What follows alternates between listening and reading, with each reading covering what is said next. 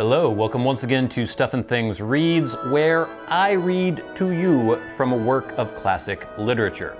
This week is the conclusion of A Scandal in Bohemia, a Sherlock Holmes story by Sir Arthur Conan Doyle. It's actually a little shorter than I had expected, but let's get through it. Let's see what's going to happen. Chapter 3 of A Scandal in Bohemia. I slept at Baker Street that night, and we were engaged upon our toast and coffee in the morning when the King of Bohemia rushed into the room. "You've really got it," he cried, grasping Sherlock Holmes by either shoulder and looking eagerly into his face. "Not yet. But you have hopes." "I have hopes." "Then come, I am all impatience to be gone." "We must have a cab." "No, my brougham is waiting." "Then that will simplify matters." We descended and started off once more for Briony Lodge. "Irene Adler is married," remarked Holmes. "Married? When?" "Yesterday." "But to whom?" "To an English lawyer named Norton." "But she could not love him."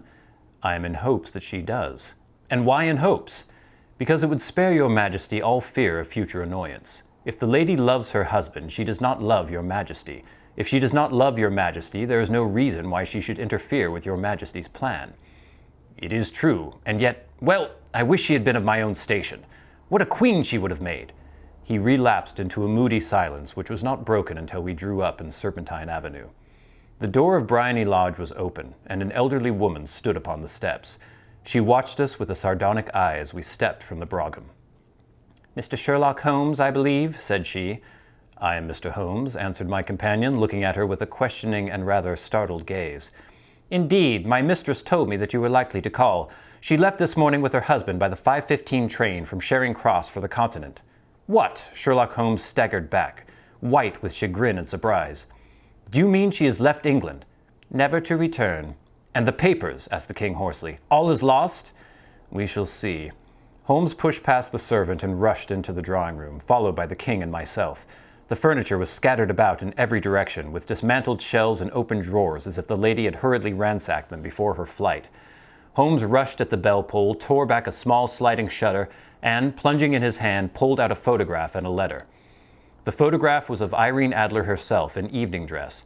The letter was superscribed, "To Sherlock Holmes, Esquire, to be left till called for." My friend tore it open, and we all three read it together. It was dated at midnight of the preceding night, and ran in this way. "My dear Mr. Sherlock Holmes, you really did it very well. You took me in completely. Until after the alarm of fire, I had not a suspicion.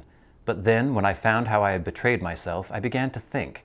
I had been warned against you months ago. I had been told that, if the king employed an agent, it would certainly be you, and your address had been given me. Yet with all this, you made me reveal what you wanted to know. Even after I became suspicious, I found it hard to think evil of such a dear, kind old clergyman. But, you know, I have been trained as an actress myself. Male costume is nothing new to me. I often take advantage of the freedom which it gives.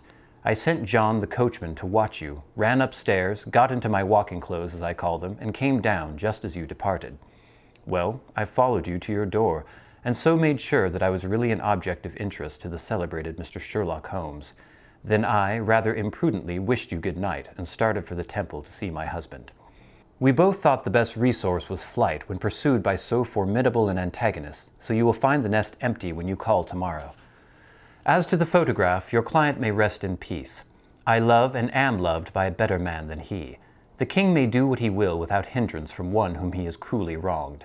I keep it only to safeguard myself and to preserve a weapon which will always secure me from any steps which he might take in the future. I leave a photograph which he might care to possess, and I remain, dear Mr. Sherlock Holmes, very truly yours, Irene Norton, née Adler.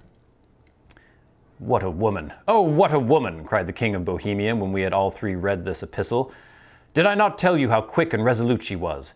Would she not have made an admirable queen? Is it not a pity that she was not on my level?"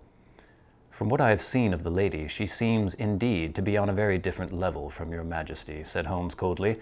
"I am sorry that I have not been able to bring your Majesty's business to a more successful conclusion."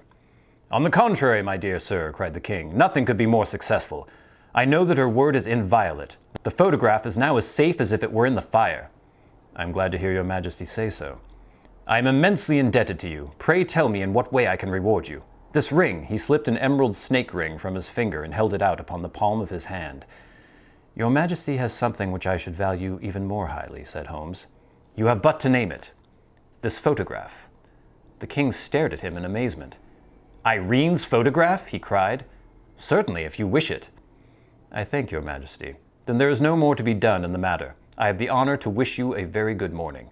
He bowed, and turning away without observing the hand which the king had stretched out to him, he set off in my company for his chambers. And that was how a great scandal threatened to affect the kingdom of Bohemia, and how the best plans of Mr. Sherlock Holmes were beaten by a woman's wit. He used to make merry over the cleverness of women, but I have not heard him do it of late, and when he speaks of Irene Adler, or when he refers to her photograph, it is always under the honorable title of the woman. There you go, the conclusion of a Sherlock Holmes story, A Scandal in Bohemia by Sir Arthur Conan Doyle.